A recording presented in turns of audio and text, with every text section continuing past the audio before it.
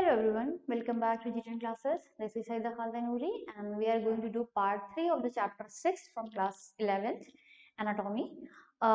Prior videos में हम लोगों ने टिश्यू क्या होते हैं, किस ग्रुप में डिवाइडेड है, ये सब चीज देख ली थी और जाइलम को भी डिस्कस कर लिया था। अब हम आगे कंटिन्यू करेंगे फ्लोएम टिश्यू के साथ। जैसे अपने जाइलम के एलिमेंट्स को देखें कि जाइलम में 4 एलिमेंट्स पाए जाते हैं एक एंजियोस्पर्म प्लांट में, उसी तरह से फ्लोएम के भी 4 एलिमेंट्स पाए जाते हैं।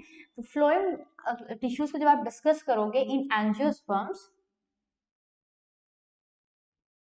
अगर आप फ्लावरिंग प्लांट या एंजियोस्पर्म की बात कर रहे हो तो उसमें अगर आप फ्लोएम को देखोगे तो उनका जो फ्लोएम टिश्यू होता है वो कॉम्प्लेक्स होता है। इसमें more than one type of group of cells मौजूद होती हैं। तो इनमें एक तो आपका होता है सीव ट्यूब एलिमेंट्स, एक होता है कंपेनियन सेल, एक आपका होता है फ्लोएम पेरेन्काइमा एंड एक आपका होता है फ्लोएम फाइबर्स। जैसे जाइलम में आपने देखा था जाइलम पेरेन्काइमा जाइलम फाइबर्स था, वैसे इनका भी phloem parenchyma and phloem fibres होते हैं। इनमें अलग क्या है, सीव ट्यूब एलिमेंट्स है एंड कंपेनियन सेल है। जब उन्होंने जाइलम पढ़ा था तो हम लोग ये देखा था कि जाइलम के जो वेसल्स एलिमेंट है या वेसल्स जो होते हैं वो जिम्नोस्पर्म्स में नहीं पाए जाते।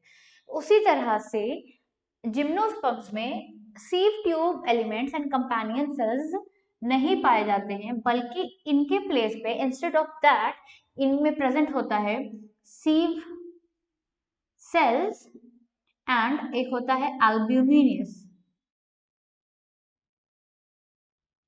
ये किस केस में मैं बता रही हूँ, ये आपको मैं बता रही हूँ जिम्नोस्पर्म्स के केस में, ठीक है।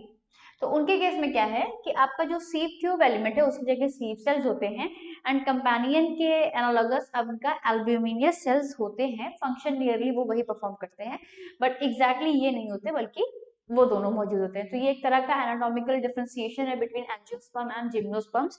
जैसे उन्होंने जाइलम देखा था वैसे ही उनमें फ्लोएम में भी डिफरेंस होता है। अब हमें करना क्या है, अब हमें एक एक करके इन सबको पढ़ना है कि ये कैसे सेल्स होती हैं, क्या फंक्शन होता है, क्या परफॉर्म करते हैं। अच्छा, सबसे पहले तो फ्लोएम का अगर आप फंक्शन देखो तो फ्लोएम का फंक्शन है क्या, कंडक्ट कराना होता है। क्या कंडक्ट कराना होता है, फूड मटेरियल्स को। जैसे जाइलम का फंक्शन था conduction of water along with minerals या conduction of water and minerals from soil to other parts of the plant, उसी तरह से ये जो फ्लोएम होते हैं इनका फंक्शन होता है कि लीफ में फोटोसिंथेसिस के थ्रू जो भी फूड प्रिपेयर हुआ है उसको कंडक्ट कराएंगे वो अदर पार्ट्स ऑफ प्लांट, ठीक। तो इनका फंक्शन क्या है, कंडक्शन ऑफ फूड मटेरियल। जो फूड मटेरियल है, जो स्टोरिंग मटेरियल है, उनको कंडक्ट कराना इनका काम होता है, ठीक है। अब हमें बेसिकली देखना है कि इनके जो ये 4 एलिमेंट्स हैं वो कैसे इंडिविजुअली अलग अलग फंक्शन परफॉर्म करके ये जो एक पूरा एक अहम काम है कंडक्शन ऑफ फूड, वो ये कॉम्प्लेक्स टिश्यू कैसे मिलकर काम करते हैं या कैसे कोऑर्डिनेशन होता है उनमें, हमें अब वही देखना है। तो सबसे पहले जो हमारा है वो है सीव ट्यूब एलिमेंट्स, फिर कंपेनियन है, फिर फ्लोएम पैरेन्काइमा है एंड फ्लोएम फाइबर्स है। इसका मैं एक छोटा सा डायग्राम बनाती हूँ, उस डायग्राम को आप देखोगे तो आपको खुद ही समझ में आ जाएगा।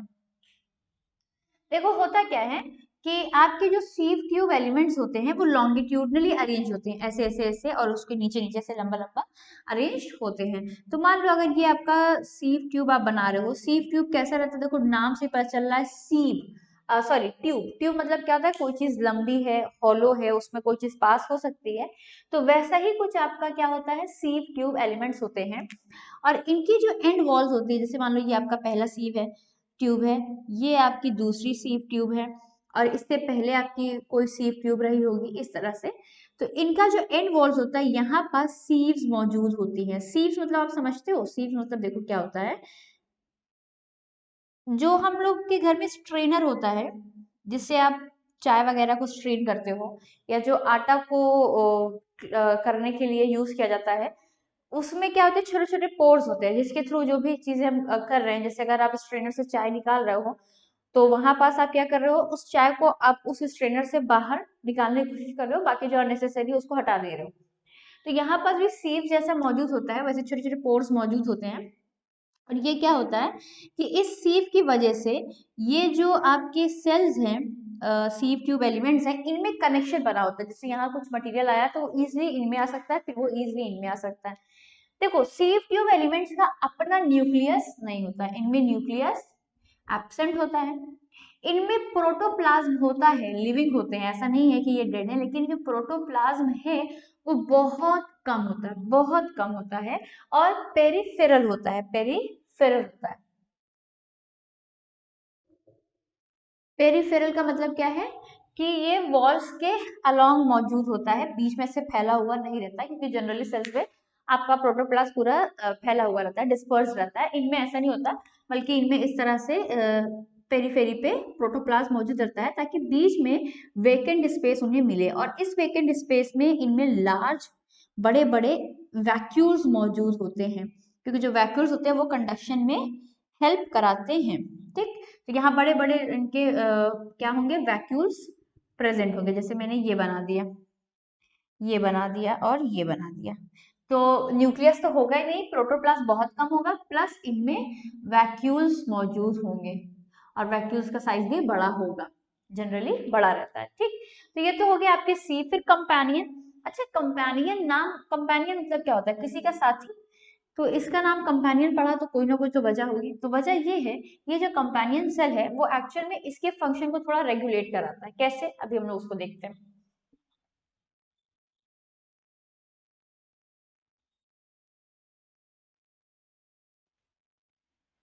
देखो, ये हो गया आपका सीव ट्यूब एलिमेंट, ठीक है, मैं इसको एस से कर देती हूँ।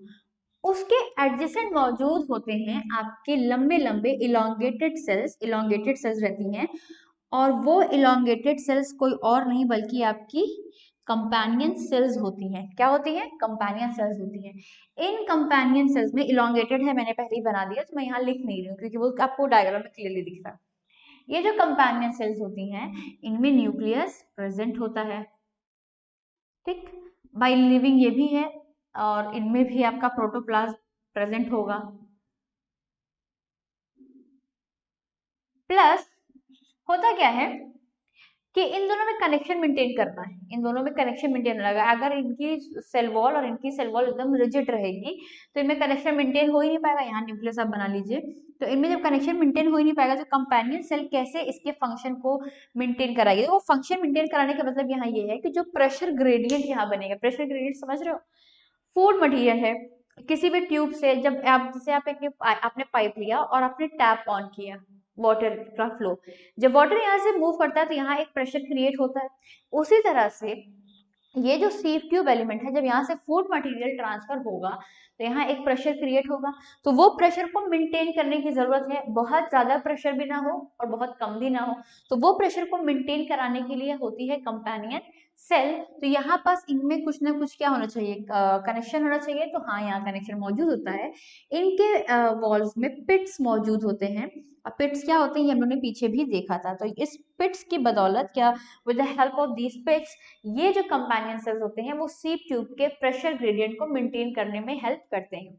उसके बाद आपका था पेरेंकाइमा। तो पेरेंकाइमा में कुछ और नहीं बल्कि ये यही इस तरह से आपका इलोंगेटेड रहता है, पेरेंकाइमा मौजूद रहता है, और थोड़ा सा टेपर्ड रहता है। एक्चुअल में मैंने ऐसे बना दिया है, लेकिन इसका जो पेरेंकाइमा रहता है वो थोड़ा टेपर्ड रहता है, इसको ऐसे ही रहने देते हैं। टेपर्ड मतलब देखो, थोड़ा हल्का सा ऊपर ऐसे शेप ले लेता है। ठीक, ऐसे थोड़ा रहता है। तो यहाँ पेरेंकाइमा मौजूद है। पेरेंकाइमा कैसी होती है, लिविंग सेल होती है, उसमें प्रोटोप्लाज्मा होता है, उसमें न्यूक्लियस भी होगा, उसमें उसका जो फंक्शन होगा वो क्या होगा, स्टोरेज होगा। और उसके साथ साथ यहाँ पास कनेक्शन बनाए रखने के लिए ये पेरेंकाइमा है, ये पेरेंकाइमा, ये पेरेंकाइमा और कंपेनियन सेल, तो यहाँ मौजूद रहते हैं प्लाज्मोडेस्मेटा।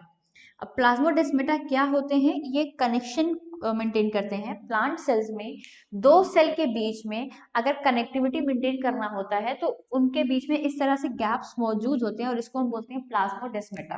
तो ये मान लो आपका प्रोटोप्लाज्म हो गया, अरे सॉरी, न्यूक्लियस हो गया किसका, पेरेंकाइमा का। तो ये आपकी कंपेनियन सेल हो गई और ये आपका पेरेंकाइमा हो गया। तो कुछ इस तरह से इसका स्ट्रक्चर रहता है। फिर लास्ट आपका बचता है क्या, फ्लोएम फाइबर्स। तो फ्लोएम फाइबर्स को भी आप यहाँ बना सकते हो, लेकिन वो बनाओगे तो इतना प्रोमिनेंट दिखेगा नहीं, क्योंकि वो काफी मतलब निडल जैसा रहता है, आपने जूट के फाइबर्स को देखा है, वो जूट के फाइबर कुछ और नहीं बल्कि आपके फ्लोएम फाइबर्स ही हैं वो। तो ये स्क्लेरन काइमेटस रहते हैं। अगर यहाँ मैं लिखूं फ्लोएम फाइबर्स, तो फ्लोएम फाइबर्स जो रहते हैं ये स्क्लेरन काइमेटस रहते हैं। अब स्क्लेरन काइमेटस का जो भी कैरेक्टर है वो यहाँ एप्लीकेबल हो जाएगा। इनिशियली तो भाई जब सेल बनी तो लिविंग थी, फिर एक टाइम आएगा क्या होगा, वो सेल डेड हो जाएगी, उनका जो सेल वॉल होगा वो रिजिड हो जाएगा, उनमें न्यूक्लियस नहीं होगा, उनमें प्रोटोप्लाज्म नहीं होगा, तो वो सारे फीचर्स इनमें होंगे। और ये कैसे रहेंगे, निडल लाइक रहेंगे, काफी ज्यादा पॉइंटेड इनका एंड रहता है, इनका जो एंड रहता है, पेक्सेस जो रहते हैं वो काफी पॉइंटेड रहते हैं। और जैसे आप जो जूट का फाइबर देखते हो, फ्लैक्स देखते हो, सन हेम्प का देखते हो, तो वो जो घास जैसा दिखता है वो एक्चुअली में कुछ और नहीं बल्कि क्या है, आपके फ्लोएम फाइबर्स ही हैं जो बास्ट रहते हैं, उनको आप बास्ट फाइबर्स ही बोल सकते हो, इसको आप बास्ट फाइबर्स भी बोल सकते हो। तो ये आपका बास्ट फाइबर कहलाता है या फ्लोएम फाइबर। स्क्लेरल कैमेटस होते हैं, डेड होते हैं, प्रोटेक्शन प्रोविजन इनका काम है, मैकेनिकल स्ट्रेंथ प्रोवाइड करना इनका काम है। तो एनाटॉमिकली आपका फ्लोएम कैसा है हमने वो देख लिया। अब हम देखते हैं कि फ्लोएम दो, जैसे हमने उन्हें जाइलम में देखा था, प्राइमरी जाइलम, सेकेंडरी जाइलम, या ये देखा था कि प्रोटोजाइलम होता है और मेटाजाइलम होता है, वैसे ही आपका फ्लोएम में भी होता है प्राइमरी फ्लोएम, सेकेंडरी फ्लोएम, या फिर आप प्रोटोफ्लोएम, मेटाफ्लोएम भी कह सकते हो।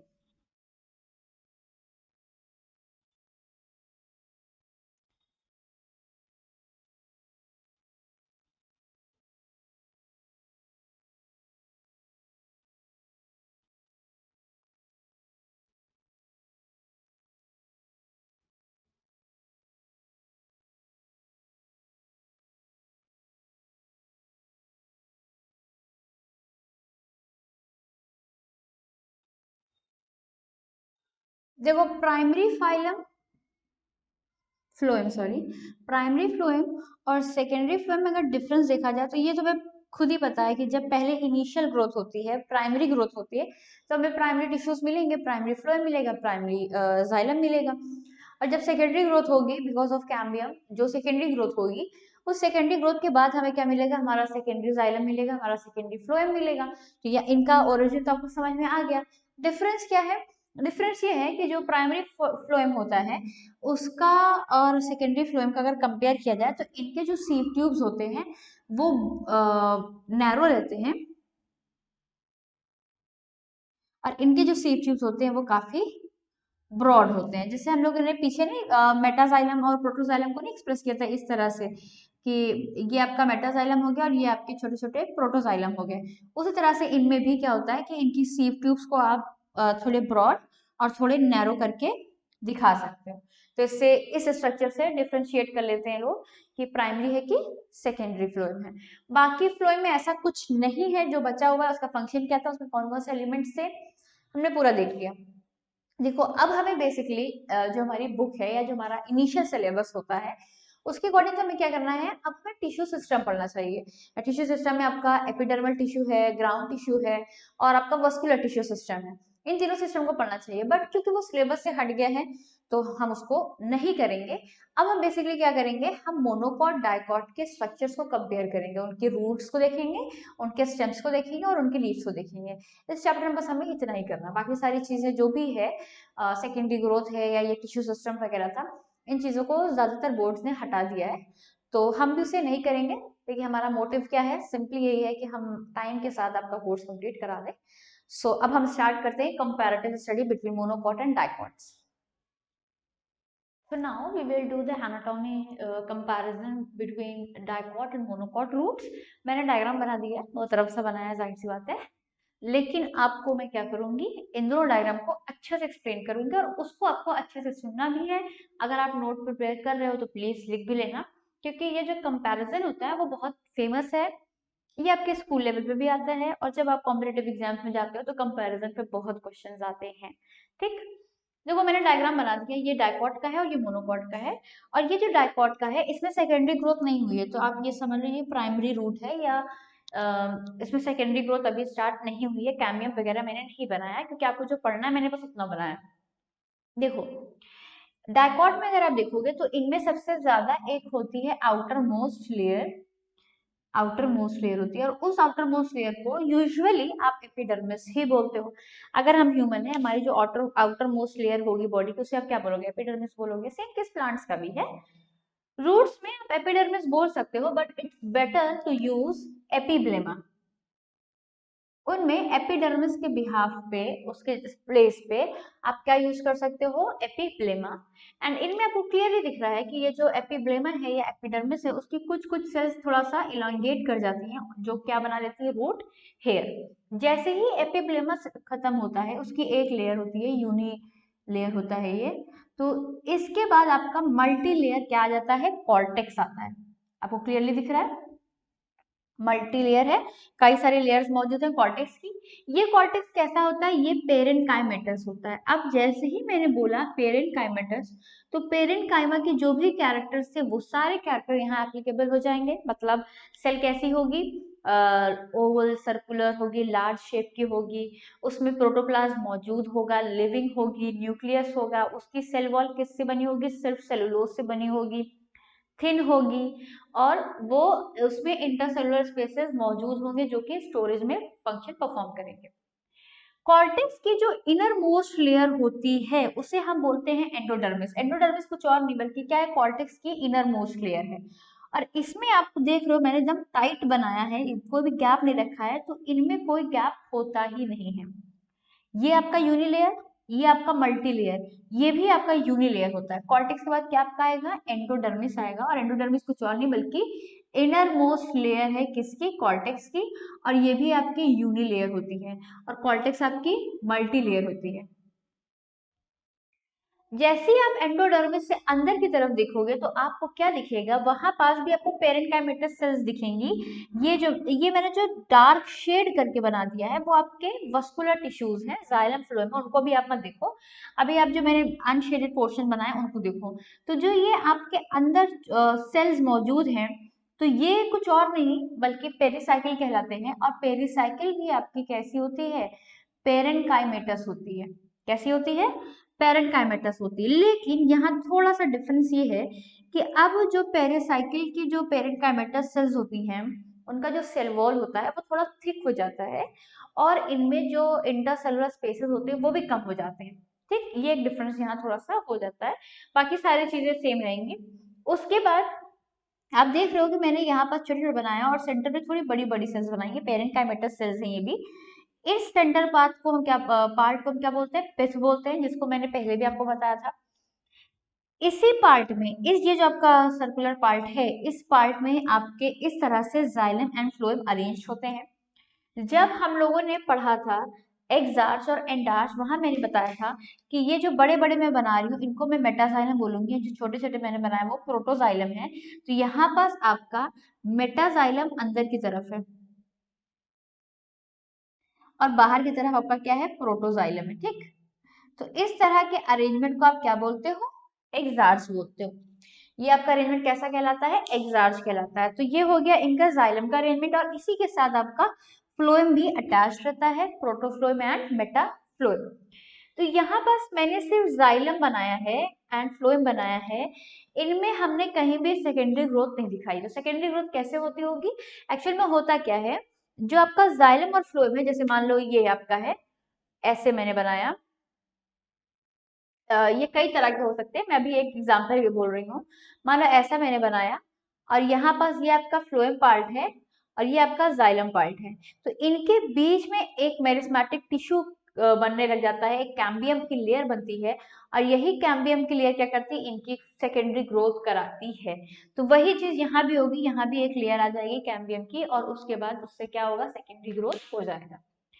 तो इनमें, और हाँ, इनमें जो ये आपके जो जाइलम है या जो फ्लोएम है, जो वास्कुलर बंडल्स हैं, वो नियरली फोर होते हैं, फोर के आसपास होते हैं। और इनकी जो पिथ है वो छोटी होती है, बहुत बड़ी पिथ नहीं होती, इनकी पिथ काफी छोटी होती है। और ये जो पोर्शन है एंडोडर्मिस से लेके, मतलब कि एंडोडर्मिस के अंदर का जितना भी पोर्शन हो, चाहे वो आपका पेरिसाइकिल हो, चाहे आपका वो जाइलम हो, चाहे फ्लोएम हो, चाहे पिथ हो, इस पूरे पार्ट को बोलते हैं स्टील। क्या बोलते हैं? स्टील। बड़ा कॉमन टर्म है ये, स्टील। ये है हमारा कौन सा डाइकॉट। अब सेम चीज हम मोनोकॉट में आके देखते हैं, लगभग अरेंजमेंट सेम है, बहुत छोटे छोटे डिफरेंसेस हैं, बहुत ज्यादा डिफरेंस नहीं है। तो पहला तो ये है कि इनकी जो एपिब्लेमा होती है उस पे जो रूट हेयर्स होते हैं बहुत कम होते हैं। अगर इनसे रूट हेयर और उनके रूट हेयर को कंपेयर करोगे तो रूट हेयर की क्वांटिटी वहां कम रहेगी। दूसरा सेम कॉर्टेक्स रहेगा, मल्टीसेलुलर रहेगा, पेरेन्काइमेटस रहेगा, इंटरसेलुलर स्पेसिस रहेंगे।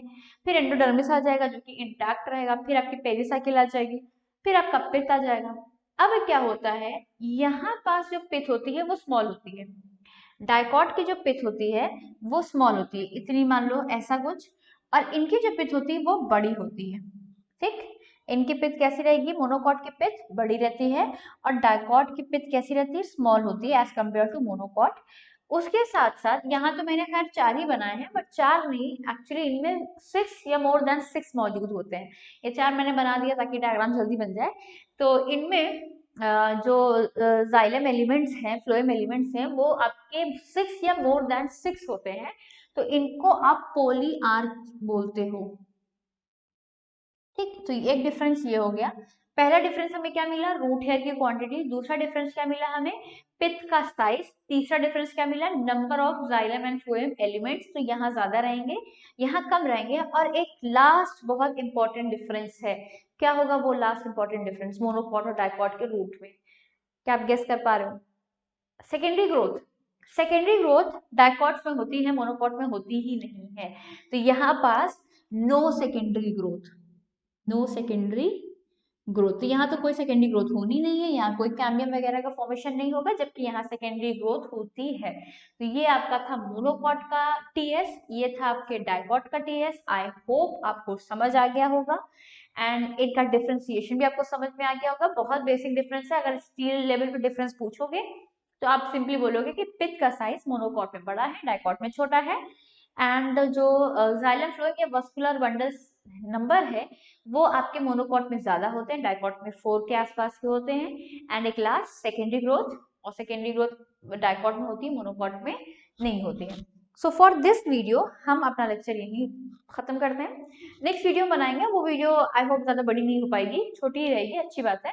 तो उस वीडियो में हम क्या करेंगे, इसी तरह से जैसे हमने यहाँ रूट्स की कंपैरेटिव स्टडी कर ली है, वैसे ही हम वहाँ कंपैरेटिव स्टडी करेंगे किसकी, स्टेम की एंड लीव्स की, और फिर आपका ये चैप्टर कंप्लीट हो जाएगा। So thank you for watching this video and please stay tune with us, we will regularly update the videos. Thank you.